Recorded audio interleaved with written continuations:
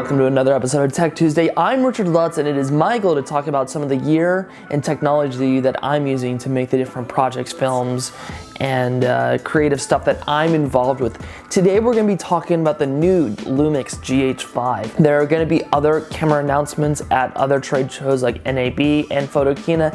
However, this one is one that we should be paying attention to. I currently own a GH4. I'm shooting on it now.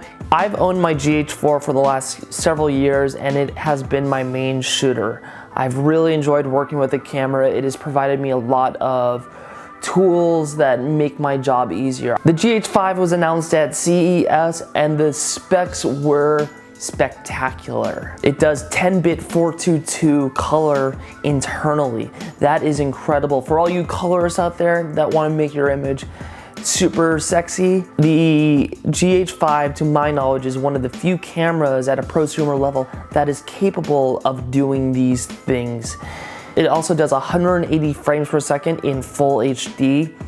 That is awesome. Big step up from 96 frames per second. It has 2 SD slots. The anamorphic mode is really exciting. The 5-axis stabilization is also really exciting. It works both with the lenses that are IS and non-IS.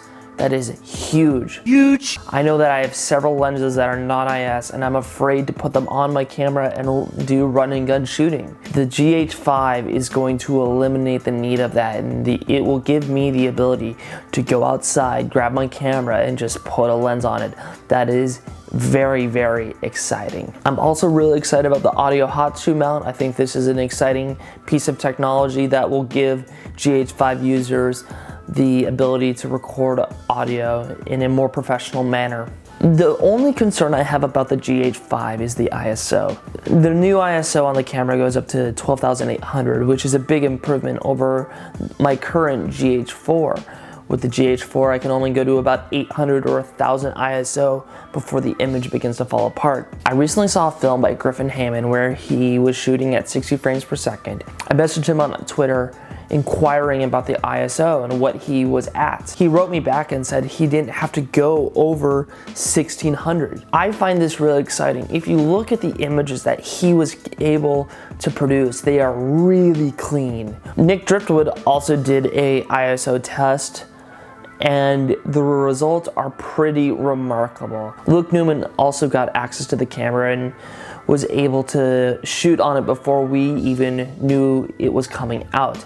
If you look at the images that he got, and he shot everything in vlog, the image is spectacular. So what are my thoughts on the camera? Ultimately, I'm really impressed by it. There's been several cameras that I've been considering moving to in the future. The A7S, the C100, I'd love to own a red Scarlet or a red Raven. But the GH5 might be my next camera, and I won't know these things until I rent it and I test it. I'm very happy with my GH4. I don't intend on getting rid of it anytime soon. I'm excited about all the new technology that Panasonic has really worked into the camera. It seems like Panasonic was really working on a camera that solves the problems that DSLR shooters have been dealing with for a long time.